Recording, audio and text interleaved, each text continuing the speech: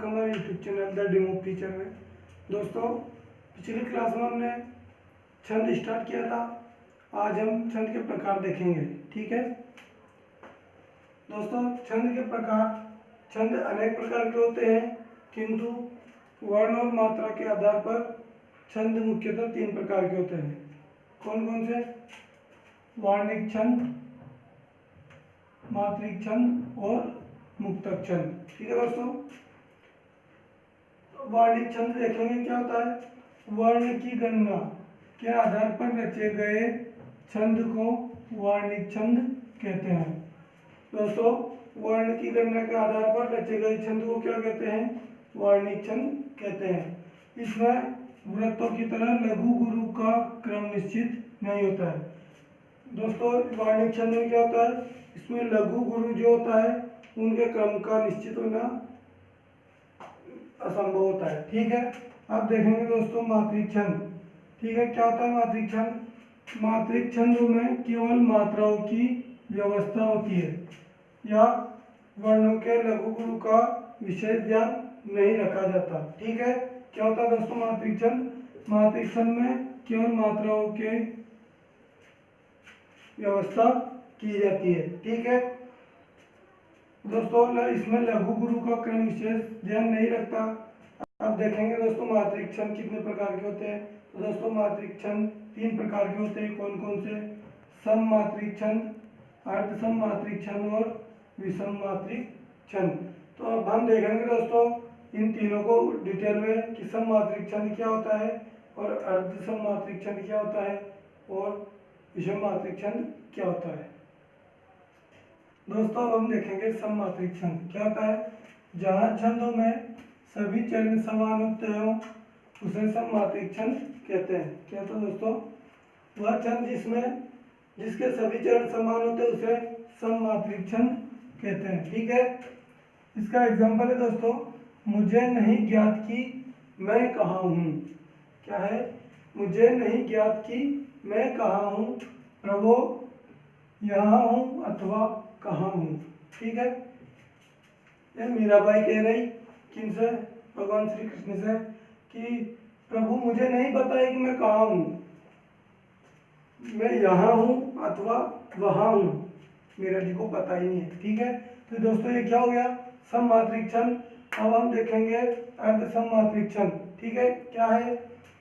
वह छंद जिसका पहला और तीसरा, जिसको विषम चरण भी कहते हैं, ये एक समान हो। कौन कौन सा? पहला और तीसरा, जिनको दोनों विषम चरण है तो होते हैं। तो पहला और तीसरा विषम चरण एक समान हो तथा दूसरा और चौथा सम चरण उनसे भिन्न हो। यानी कि पहला और तीसरा, दूसरा और चौथा, ये दोनों दूसरा चौथा आपस में तो समान हो लेकिन पहला और तीसरे से भिन्न हो, उससे अलग हो, उसे अर्ध सम मात्रिक छंद कहते हैं। ठीक है, उसे क्या कहते हैं दोस्तों? अर्ध सम मात्रिक छंद कहते हैं। एक बार और देखिए अर्ध सम मात्रिक छंद को, कि वह छंद जिसका पहला और तीसरा चरण एक समान हो तथा दूसरा और चौथा चरण उनसे भिन्न हो किंतु आपस में समान हो, अर्ध सम मात्रिक छंद कहलाता है। इसका एग्जाम्पल है दोस्तों कि बुरा जो देखन में चला, बुरा न मिलिया कोई, जो दिल खोजा आपना, मुझसा बुरा न कोई। अर्थात इसमें कबीरदास जी कह रहे हैं कि मैं संसार में बुराई देखने चला था, मुझे संसार में कोई बुरा आदमी नहीं मिला, और जब मैंने अपने मन में जाकर देखा तो मैंने पाया कि मुझसे बुरा कोई है ही नहीं। ठीक है, अब दूसरा एग्जाम्पल है दोस्तों इसका। दोस्तों, इसमें पोथी पढ़ी पढ़ी जग मुआ, पंडित भैया न कोई, ताई आकर प्रेम का पढ़े सु पंडित होई। अर्थात कबीरदास जी कहते हैं कि मोटी मोटी किताबें पढ़कर हर कोई विद्वान नहीं बन सकता। विद्वान बनने के लिए केवल 2.5 अक्षर प्रेम का, मतलब 2.5 अक्षर प्रेम का जो पढ़ लेता है वही पंडित हो जाता है। अर्थात कि प्रेम के या प्यार का जो वास्तविक अर्थ या वास्तविक रूप होता है उसको पहचान लेना ही सच्चा ज्ञान है। ठीक है दोस्तों, अब इसका एक और एग्जांपल देखेंगे, वो है साधु ऐसा चाहिए जैसा सूप सुभाई, सार सार को कही रहे तोता दे उड़ाई। अर्थात इसमें कहा गया है कि साधु ऐसा होना चाहिए जो सूप होता है ना उसके समान। क्यों? क्योंकि सूप क्या करता है, दाने दाने को तो रख लेता है और उसके अलावा जो भी कचरा होता है उसको वो बाहर उड़ा देता है। ऐसे ही जो विद्वान रहेगा वो क्या करेगा, जो सार्थक ज्ञान है उसको तो अर्जित कर लेगा और जो अनर्गल बातें या कुज्ञान है उसको उड़ा देगा। तो दोस्तों ये था हमारा अर्धसम मातृक्षण का उदाहरण। ये आपको बहुत अच्छे से समझ में आया होगा। इसकी डेफिनेशन एक बार और आप रिवाइज कर लीजिए। इनको मैं आपको गारंटी के साथ देता हूँ कि आप छंद कभी नहीं भूलेंगे। ठीक है दोस्तों, इनको एक बार और रिवाइज कीजिएगा और हमारे वीडियो को देखते रहिएगा, हमारे साथ बने रहिएगा। अब हम देखेंगे दोस्तों विषम मात्रिक छंद क्या होता है। दोस्तों अब हम देखेंगे विषम मात्रिक छंद। वह छंद जिनके चरणों में दो या दो से अधिक चरण समान नहीं हो, वहां पर विषम मात्रिक छंद होता है। ठीक है, जैसे इसका एग्जाम्पल है दोस्तों, नीलांबर परिधान हरित पट पर सुंदर है, सूर्य चंद्र युग मुकुट मेखला रत्नाकार है, नदियाँ प्रेम प्रवाह फूल तो मंडन है, बंदी जन खग वृंद शेषपन सिंहासन है, करते अभिषेक पयोध है, बलिहारी इस वेश की है, मातृभूमि तू सत्य ही सगुण मूर्ति सर्वेश की। दोस्तों ये एग्जाम्पल था विषम मात्रिक छंद का। दोस्तों आज के लिए बस इतना ही। दोस्तों अब हम देखेंगे कुछ प्रमुख मात्रिक छंद। ठीक है, इसमें पहला है दोहा। इसको देखते हैं दोस्तों। यह अर्धसम मात्रिक छंद है और यह सोरठा के विपरीत होता है। क्या होता है दोस्तों? सोरठा के विपरीत होता है। और इसके पहले और तीसरे चरण में 13-13 जिसको हम विषम चरण भी कहते हैं उनमें, और दूसरे और चौथे जिनको सम चरण कहा जाता है, इनमें 11-11 मात्राएं होती है। ठीक है दोस्तों, इसका एग्जाम्पल है, कारज धीर होत है काहे होत अधीर, समय पाए तरुवर फरे केतुकु सींचे नीर। दोस्तों इसमें हम गिन के देखते हैं कि जो पहला और तीसरा चरण है इसमें 13-13 मात्राएं है या नहीं, और दूसरे और चौथे चरण में जिनको हम सम चरण कहते हैं इनमें 11-11 मात्राएं है या नहीं। ठीक है दोस्तों, का है इसमें 2 मात्रा है। ठीक है, तो ये मैंने 2 मात्रा वाला सिंबल लगा दिया है। ठीक है, और ये रा में कोई मात्रा नहीं है, इसकी 1 मात्रा लगा दी और ज की भी 1 लगा दी। ऐसे ही ये दी की 2 लगा दी दोस्तों, और रे की भी 2, हो की 2 और ता की 1 और ये है की भी 2। ठीक है, अब ये का की हमने 2 लगाई, है की भी 2 लगाई, ये हो है इसकी भी 2 और ता की 1, आ की 1, दी की 2 और र की 1। अब इनको काउंट करते हैं दोस्तों। यहाँ पर हमको इधर की 13 और इधर की 11 चाहिए। देखते हैं, 2 2 4 2 6 2 8 2 10 11 और 2 13। तो दोस्तों हमारी यहाँ तक की जो मात्रा है ये कितनी हो गई? ये हो गई हमारी 13। कितनी? 13। पहला ये कौन सा था दोस्तों? प्रथम चरण था।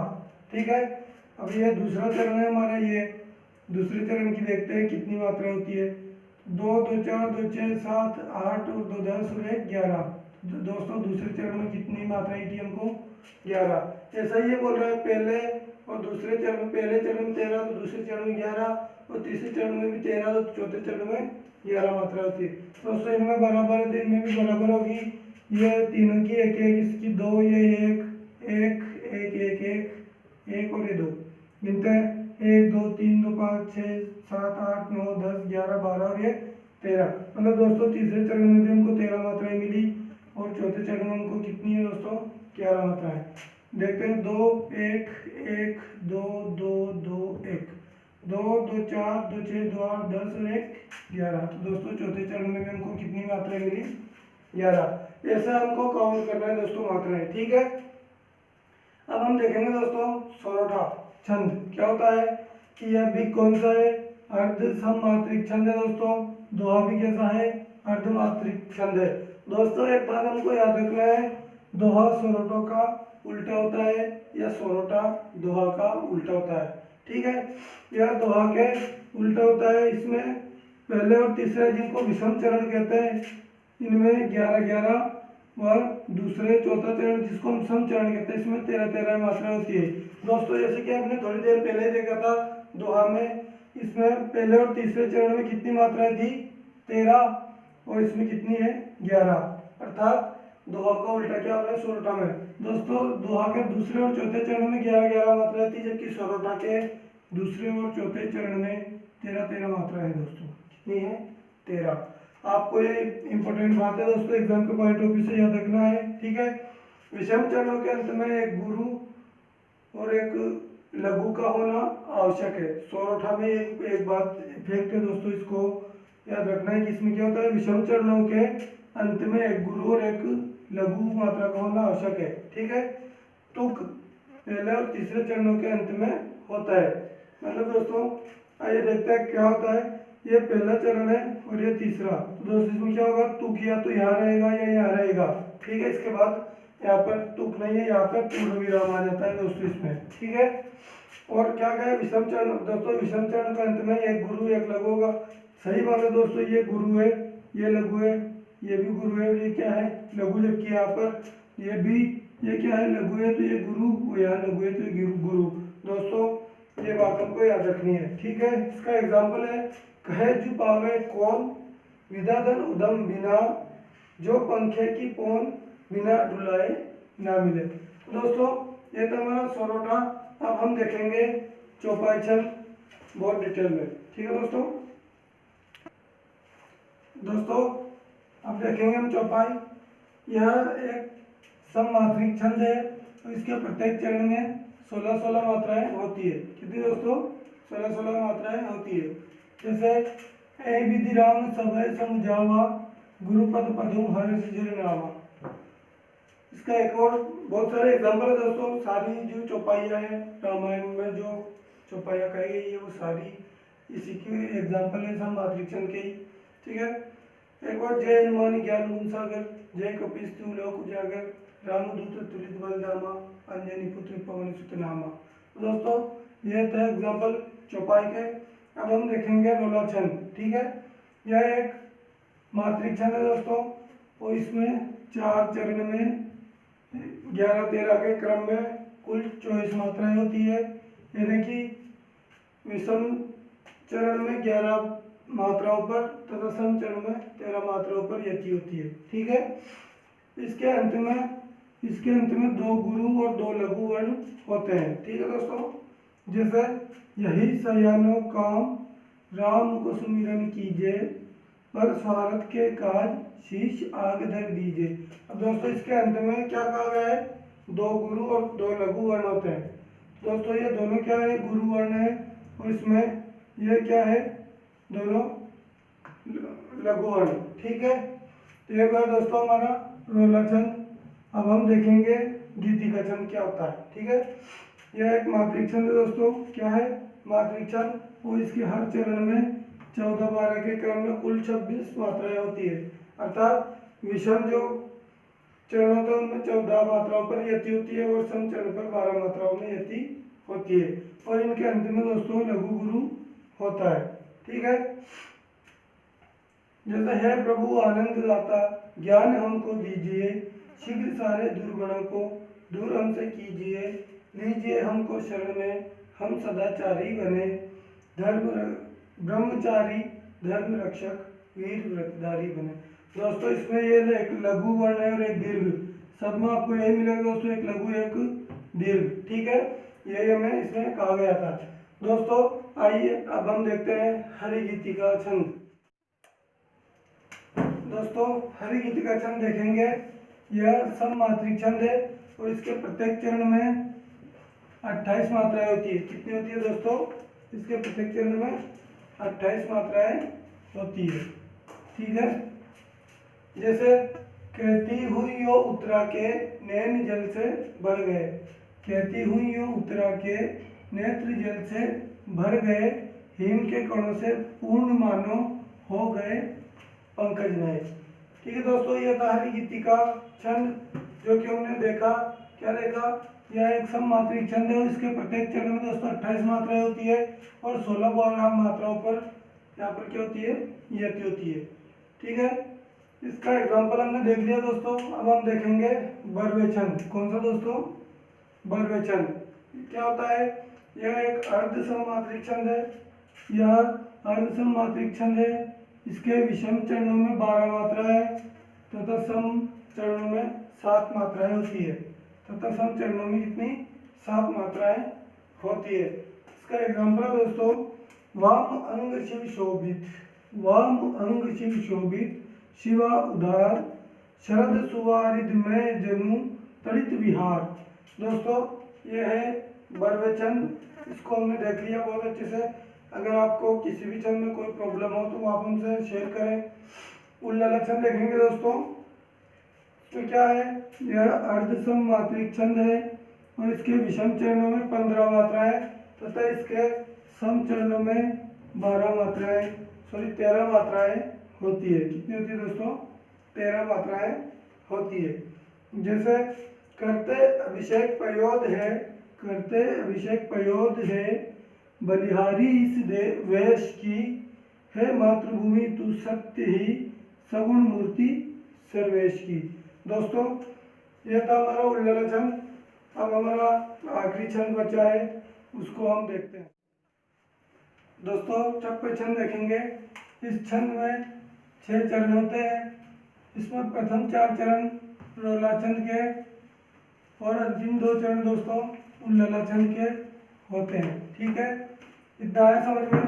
तो दोस्तों जो प्रथम 4 चरण होंगे रोला के, उनमें 24 मात्राएं तथा अंतिम 2 चरण जो उल्लाला छंद के, उनमें 26 या 28 मात्राएं होती है।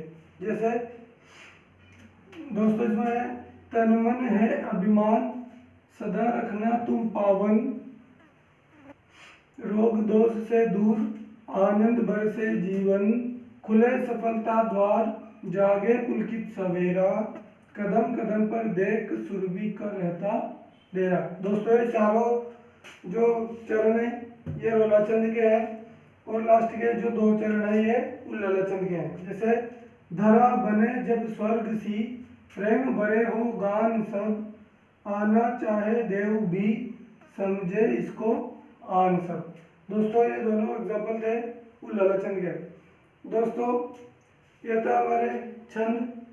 अगर आपको वीडियो अच्छा लगा है तो वीडियो को लाइक करें, शेयर करें, कमेंट करें तथा हमारे YouTube channel the dream of future को सब्सक्राइब करना ना भूलें। धन्यवाद दोस्तों।